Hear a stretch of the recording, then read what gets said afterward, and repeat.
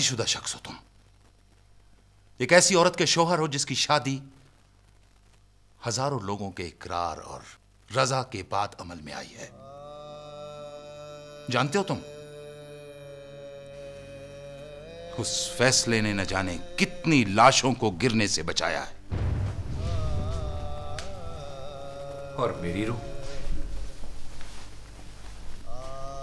मेरी रूह लाला, उस फैसले के बाद हर पल हर लम्हा लाश बनकर फिरती रही है।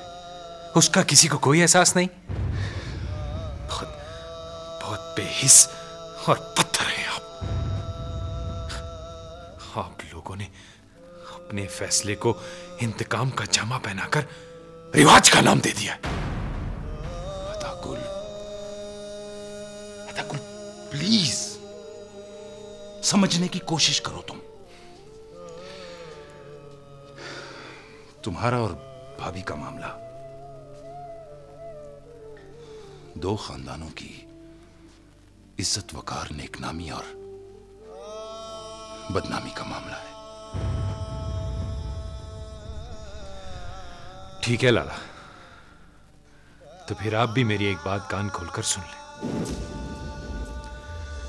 आपकी इस वादा खिलाफी ने मुझे कोई इंतहाई कदम उठाने पर मजबूर कर दिया, तो इसके जिम्मेदार आप होंगे। आपके लिए बेहतर यही होगा कि आप खान बाबा से मेरी और नरमा की बात करें। यही बेहतर होगा आपके लिए। हाँ।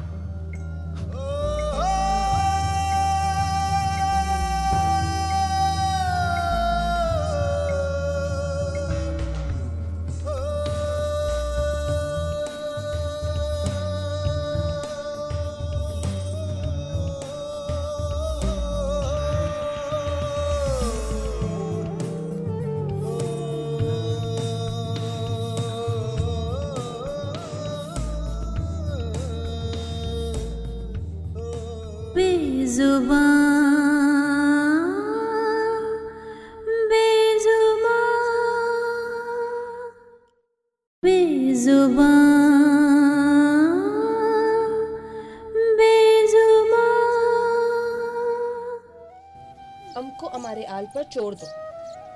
तो हमारे लिए 10 रिश्ते भी लाएगा ना? हम तब भी शादी नहीं करेगा, नहीं करेगा, नहीं करेगा। ओ ले वो नहीं, फिरोज खान दुबई में रहता है। दुबई में वो जन्नत में भी रहेगा ना, हम तब भी शादी नहीं करेगा। तो फिर क्या करेगा? किधर जाएगा? जिधर भी जाएगा शादी तो करना ही पड़ेगा। अगर हम इतना बुरा है ना, तो इसी वक्त ये घर छोड़कर चला जाता है। बैठो, किधर जाए? नगमा, ये तुम क्या कर रहे हो? अगर तुम लोग हमको जिंदा देखना चाहते हैं ना, तो आइंदा के बाद हमारी शादी की बात इस घर में नहीं करना। हमारा उम्र का हर लम्हा, हर पल एक घंटा होता है। कब तक इसका चुभन से तुम अपना रूह को जख्मी करता रहेगा? समझ लो कि नगमा एक ऐसा डैनी है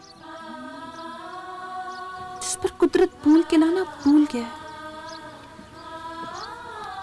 सिर्फ कांटे ही कांटे, और ये कांटे तुमको अदागुल ने दिए। हमको किसी ने धोखा नहीं दिया, अपने आप ने धोखा दिया। किसी पराये शख्स पर एतबार करना, उसको अपनी जिंदगी का हिस्सा समझना, हमको ये सब नहीं करना चाहिए था। अगर अदागुल कोई पराया शख्स होता ना, तो हम उसको भूल जाता, मगर फरिश्ता के नाते जब भी उसका जिक्र आएगा तो हम उसको कैसे भुला सकोगे? हमने अदागुल को सफाई पेश करने का मौका ही नहीं दिया, कुछ नहीं सुना। शायद उसके दिल में वो सब कुछ हो जो हम समझा ही नहीं। जिस शख्स ने तुम्हारी सहेली को धोखा दिया, तुम्हारी सहेली की जिंदगी बर्बाद की, हमें कहीं का नहीं छोड़ा, उस शख्स की तरफदारी कर रही हो तुम। हकीकत बयान कर रही हूँ बाबा। फरिश्ता हमारा दोस्त है, मगर कोई ना कोई बात तो जरूर है कि अदा कुल फरिश्ता जैसी खूबसूरत लड़की को छोड़कर अब में दिलचस्पी लेने लगा था। कुछ भी हो जाए, मैं उस धोखेबाज शख्स की तरफदारी में एक लफ्ज भी सुनना नहीं चाहता। वो अमेरिका में रहे, जापान में रहे या अपनी बीवी का शौहर बनकर रहे, हमें उसे कोई गरज नहीं है। बेटा, हमें गरज है तो सिर्फ अपनी नगमा से है। वो ये कि मैं अपनी बच्ची को ले जाना चाहता हूँ।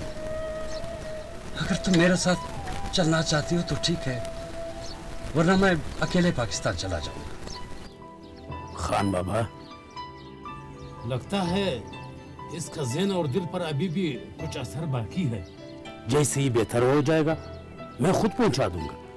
अब फिलहाल कुछ दिन इसको और इधर ही रहने दो। ठीक है, जैसे तुम लोगों की मर्जी। मेरे बैग तैयार करो, कपड़े तैयार करो मेरे, मैं चला जाता हूँ। सामान दबा।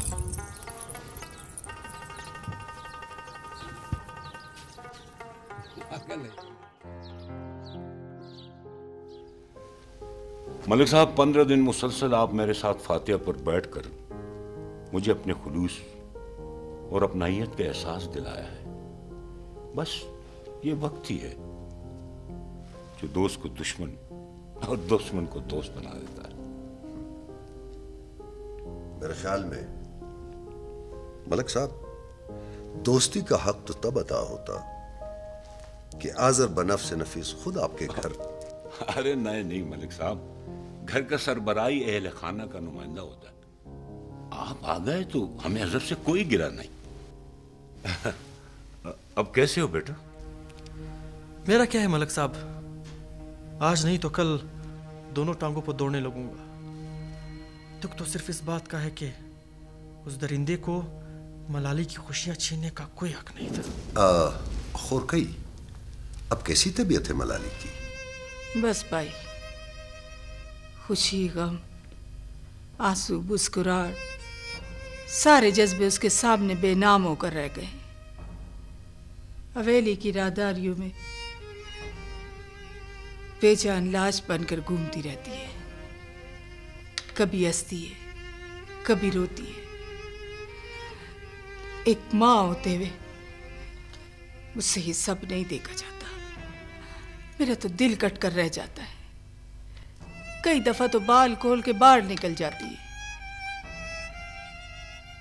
आज से पकड़कर बाहर से घर में लाई हूं। हौसला कीजिए मुर्गी, हौसला कीजिए। काश मेरे बस में होता तो फकत एक मुस्कुराहट कहीं से लाकर मलाली को दे देता। कभी कभी तो ऐसा लगता है कि शावेज को न बचाकर मैंने बहुत बड़ा जुर्म कर दिया है, बहुत बड़ा जुर्म कर दिया। बेटा, वक्त ही इंसान की हर अलमिया का मरहम होता है। तुम फिक्र न करो, एक दिन वो भी मुस्कुरा देगी। वैसे तुमने जो हमारे लिए किया, हम उसके बहुत मशकूर हैं।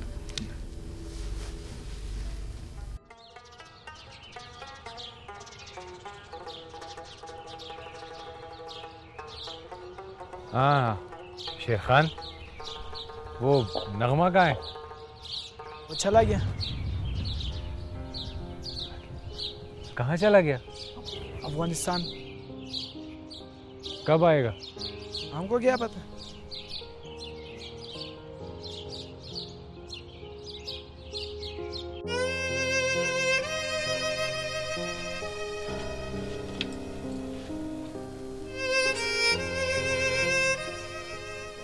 देखो मलाही बेटा, जाने वाले के साथ कोई चला नहीं जाता। इतना दुख करोगी तो अंदर ही अंदर घुल घुल कर सिसक कर खत्म हो जाओगी।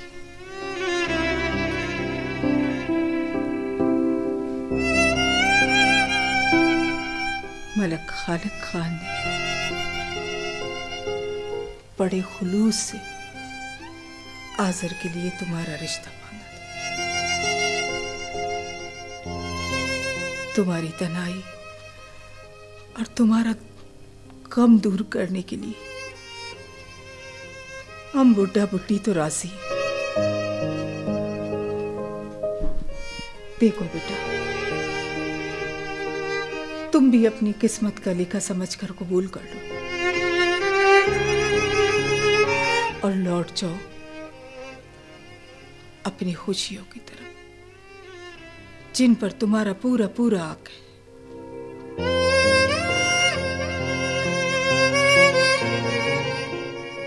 आजर खान तुम्हें यह हक देकर रहेगा।